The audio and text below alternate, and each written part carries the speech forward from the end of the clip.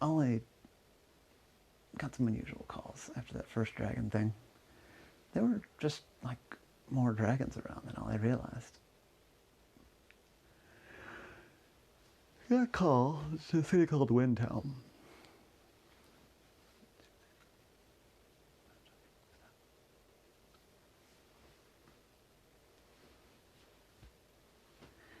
A city called Windhelm. And the mayor of the town there, it's an unusual setup. The mayor actually lived in the same house that functioned as City Hall.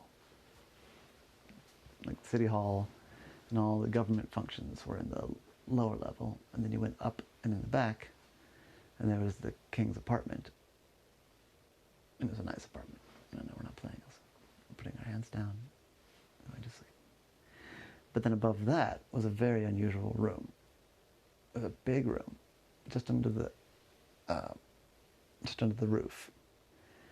And one end was just like a regular door, a large door, but still.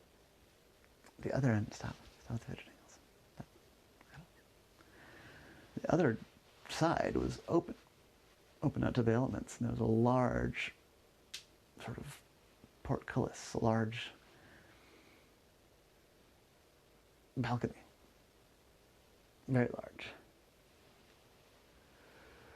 That's where the mayor led him. I said, Ollie, I need you to help me find my dragon. I said, your dragon? I said, yeah. I just recently acquired this dragon. I bought it from a trader who had come by on a barge, or even on a boat, like by sea, I mean.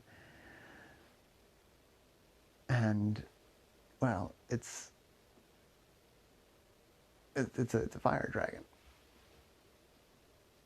And so we've had this dragon's roost set up at the top of the city hall building for longer than I've been here. I don't know when they built it. And so I was excited. I was going to get to use this sort of dragon's keep and have an actual dragon here. It was awesome. And it was awesome. The dragon came flying in, and the people that I bought it from, took off put on the shackles to the room here, and took off the shackles that they'd ridden him there with, and gave me all this instruction about how to care for and feed the dragon, and how you could train them and get them to be kind of like a horse. And I was really excited. And they said that it was a fire dragon. And they gave me some thoughts about how to fireproof everything in the dragon's keep, so that if the dragon got mad, I couldn't just burn down the whole place and escape. So I did all that. I spent a lot of money on it, actually, including getting these fireproof chains and fireproofing all of the roof and everything. But we did it, and it was awesome. And the dragon was awesome. I mean, at first he was kind of mad, the dragon. It didn't really like the chains, and it would pull at them, but they were strong. And it tried to, breathe fire on them to melt them, and they didn't melt. And I was really working on it, I was feeding the dragon and doing all this stuff. And I was really looking forward to this whole training a dragon thing. And then I went up yesterday evening to go check on the dragon, which I'd named Cody. And, well, he was gone. I said, gone? Just gone?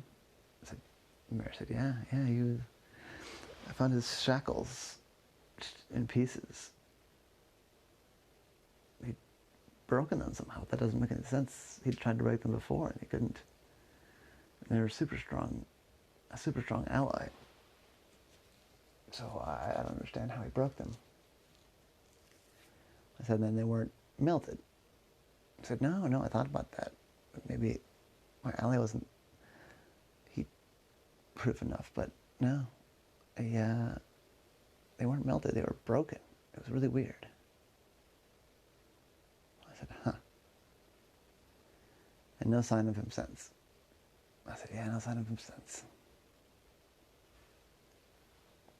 I said, well, what information do you have about the person that sold you the dragon? I said, oh, yeah, I mean, I have some info. I mean, I didn't, interview him in great detail, but, yeah, I've got his name and the city he normally lives in and all that kind of thing. I said, all right, a couple more things I need. I'm going to need a description of the dragon, and I'm going to need expenses paid to go out to wherever this dragon seller is from. The mayor said, all right, yeah, that's fine. I mean, we'll need to see how far the dragon seller lives, but assuming it's reasonable, yeah, let's do it. So I did some research on the dragon seller. And it turns out that he wasn't that far away. It was about 100 miles, and there was a train that went that way, which I guess made sense since. Well, anyway, there's a train. And so Ollie bought a train ticket. And so for about a day and a half, he traveled that way by train to this other city called Islington. He got to Islington, there wasn't much to the town. There was the dragon hatchery. You couldn't miss that. Other than that, it's pretty much all support institutions for the dragon hatchery. A shipping port to bring in food and sell the dragons. Some barracks for the workers, things like that. Ollie was walking around, just kind of minding his own business, not asking anybody any questions yet. When he saw fly by a dragon that looked exactly like the mayor's description. I thought, could that be the mayor's dragon? He looked again, and even there were some very, very specific markings, like a star pattern underneath the dragon's left eye. It was there. Everything that the mayor had said was there and true. So Ollie said, this dragon's back here. And he followed the dragon. And the dragon went into this one specific kennel, basically. Waiting inside was this guy who Ollie recognized from the mayor's story as the dragon seller. I snuck close and listened in as the dragon seller petted the dragon's big, strong neck. He said, good job, you came all the way back. Another sucker. I sell them to you, or I sell you to them, rather. You break out, we disappear. Excellent, excellent work. And the dragon let out kind of a satisfied roar.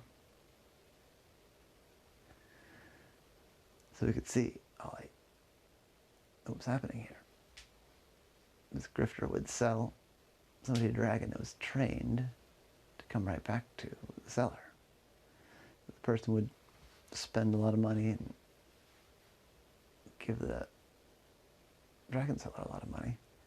And in the end, they wouldn't end up with a dinosaur, because the dinosaur, as soon as it was out of control, the seller's command would leave. I thought I could prove it, because I recorded that. But I still don't understand how it got out. But maybe that's a secondary issue. So we took all those reports back to the dragon seller. And the dragon seller said, I know who I can get to help me enforce this. There's an old department of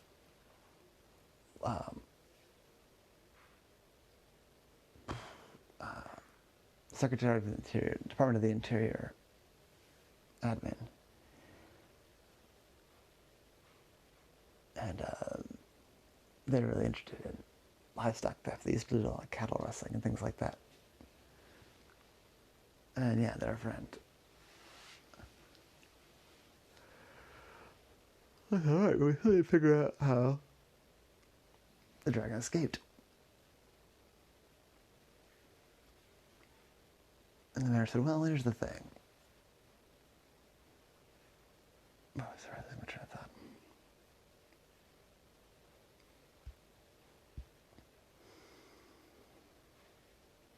I said, you better let me do a little reconnaissance before we go marching in there with the police.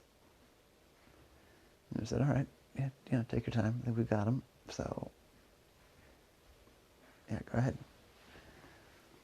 So Ollie snuck in a little further, followed the dragon a little longer. And then Ollie saw it, because the dragon bought himself a big smoothie. And then he complained that the smoothie wasn't cold. And he left the smoothie stand and put the smoothie on a table and did an ice breath on it.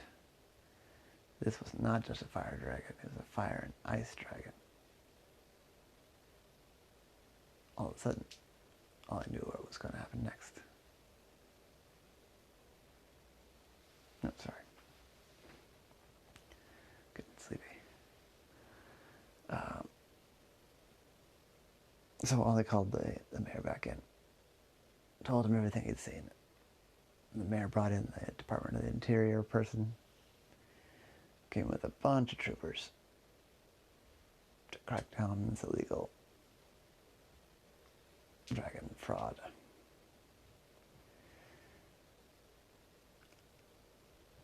And right as they were starting to pack up, all of a sudden, they were surrounded by the federal agents.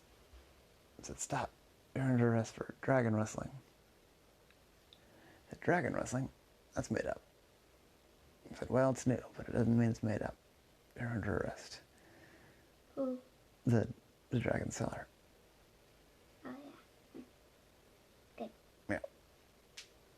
And the mayor was so, well, overjoyed is the wrong word, because he still didn't get his dragon, but pleased. Oh, you've helped me save face. I look like such a fool, and now I got this person behind bars. I think we're going to get our money back. I said, yeah, glad to have helped. Just then, this big dragon, with 3 sets of wings on its head and neck, and 3 sets on its body, came and landed down in the dragon's keep. Looked the mayor right in the eye. Oh, I didn't explain the handcuffs thing. Looked the mayor right in the eye and said, if you're still got an opening for a dragon, I'm looking for work. The mayor said, you talk? The dragon said, yeah, most dragons talk. We just don't necessarily tell everybody that. So, do I get the job? The mayor said, yeah, you're on. But how did you get out of it? That's one thing that confused me, said the mayor, because I hadn't gotten around to telling him yet. How did you get out of the shackles we had you in before? You're a fire dragon. And the dragon said, yeah, it's a pretty common trick up my sleeve. You knew I was a fire dragon, but you didn't know that I was also an ice dragon. So I froze the chains. And when metal like that freezes, it gets much easier to break. So I hit it hard with my freezing breath and smashed it on the ground, and it broke like crystal. And the mayor said, whoa, that's very resourceful of you. I'm glad to have you on my team. And that is the story of Ollie and the dragon thief.